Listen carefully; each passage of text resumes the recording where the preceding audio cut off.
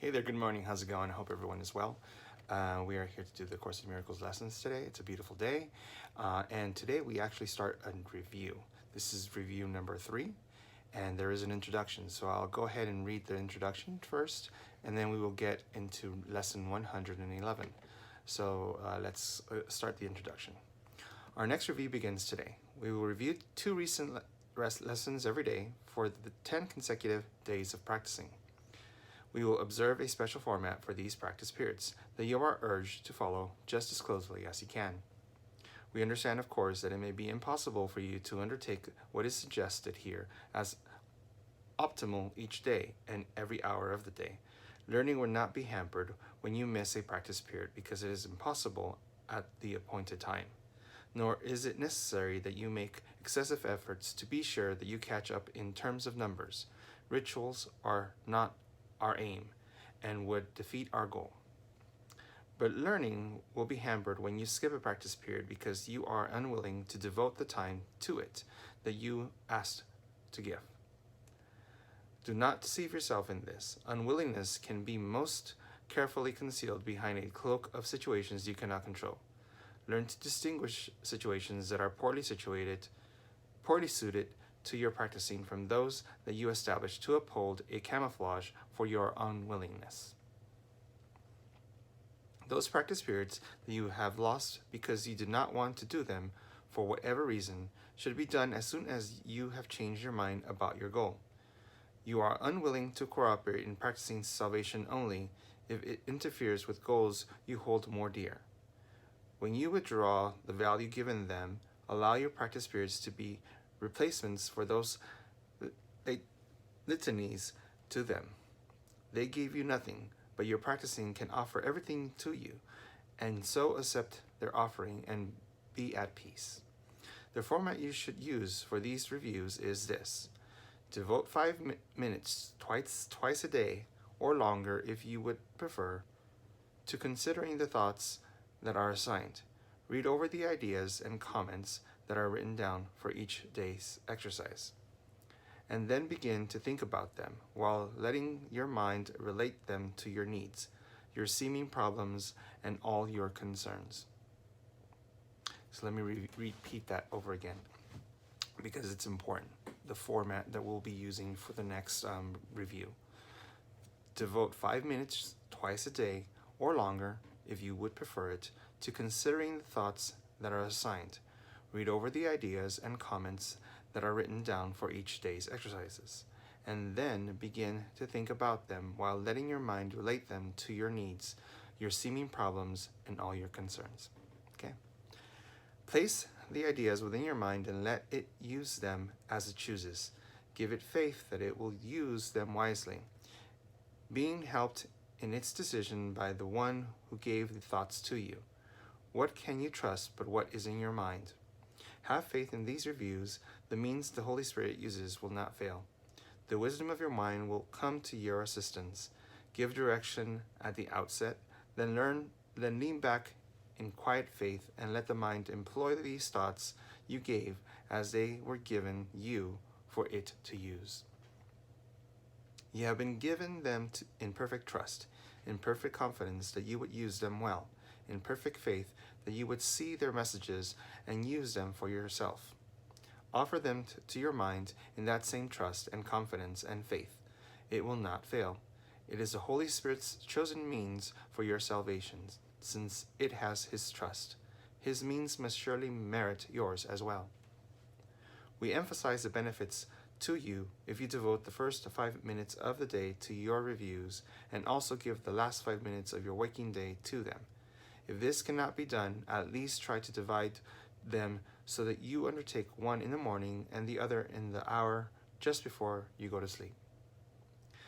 The exercises to be done throughout the day are equally important and perhaps of even greater value.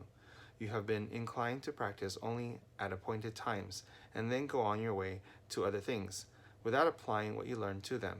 As a result, you have gained little reinforcement and have not given your learning a fair chance to prove how great are in its potential gifts to you.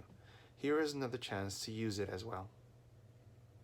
In these reviews, we stress the need to let your learning, not lie idly by between your longer practice periods. Attempt to give your daily 2 ideas a brief but serious review each hour.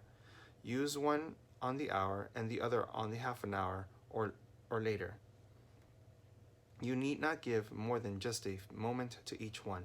Repeat it and allow your mind to rest a little time in silence and in peace. Then turn to other things, but try to keep the thought with you and let it serve to help you keep your peace throughout the day as well. If you are shaken, think of it again. These practice periods are planned to help you form the habit of applying what you learn each day to everything you do. Do not repeat the thought and lay it down.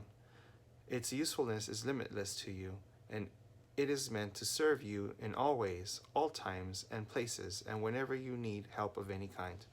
Try then to take it with you in the business of the day, and make it holy, worthy of God's Son, acceptable to God and to yourself. Each day's review assignments will conclude with a restatement of the thought to each hour, and the one to be applied on each half hour as well. Forget them not. The second chance with each of these ideas will bring such large advances that we come from these reviews with learning gains so great, we will continue on more solid ground with firmer footsteps and with stronger faith. Do not forget how little you have learned.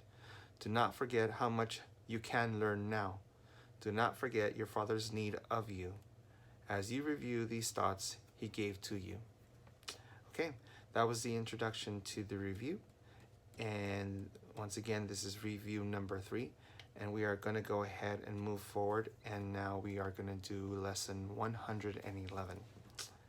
And this is for morning and evening review, okay? The first one is lesson 91. We will be reviewing both 91 and 92. So let's get right ahead. 91. Miracles are seen in light. I cannot see in darkness. Let the light of holiness and truth light up my mind, and let me see the innocence within.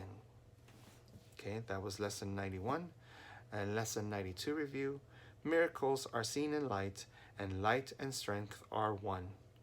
I see through strength the gift of God to me. My weakness is dark. His gift dispels by giving me strength to take its place. Okay. So what we will be doing is on the hours.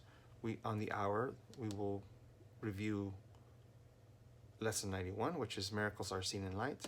And on the half an hour, we will review lesson 92, which are miracles are seen in light, and light and strength are one. Okay, so remember, 91, miracles are seen in light. What are we reviewing there? What are we trying to remember of that lesson?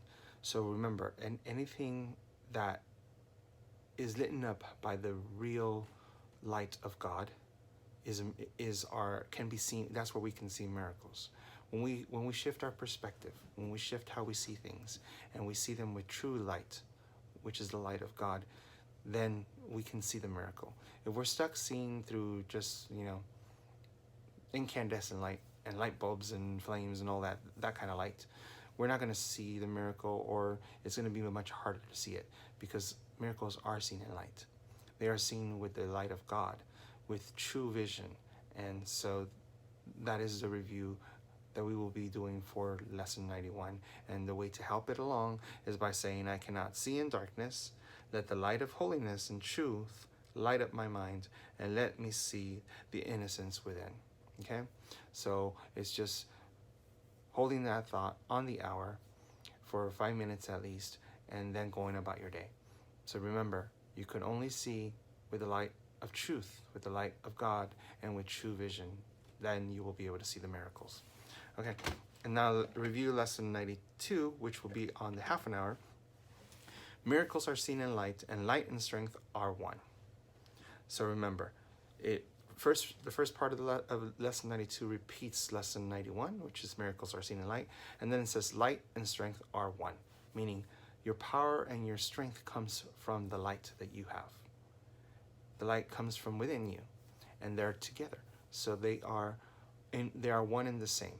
Strength and light come from you, and they provide you with that strength to move forward, to do things, and to be able to see miracles. So remember, miracles are seen in light, and light and strength are one.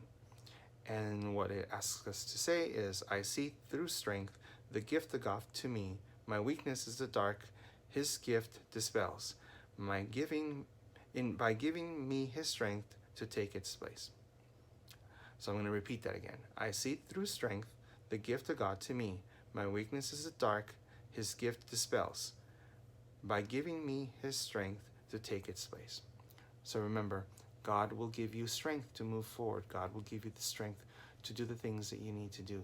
God will give you the strength to shift your perspective and see things with true vision. Okay? So let's not forget, first, lesson 91, miracles are seen in light on the hour, and on the half an hour, lesson 92, miracles are seen in light and strength are one. Okay? So I hope you enjoyed today's lesson. Try to do it as best as you can. Remember what the introduction said. It's not a test. It's not something that you must do. But if you want results, it's best that you do them. And like the introduction said, when you are giving yourself excuses not to do it, that's when you need to do it most, because you are putting resistance to something that's going to help you, and that's the ego talking, saying, oh, this is more important. But in reality, what's more important is you getting yourself connected to God and freeing yourself and freeing your mind from the beliefs that you have created, which have put you where you are. So I hope you try, and I will see you again tomorrow. Stay safe, stay close to those you love, and have a wonderful day. Bye-bye.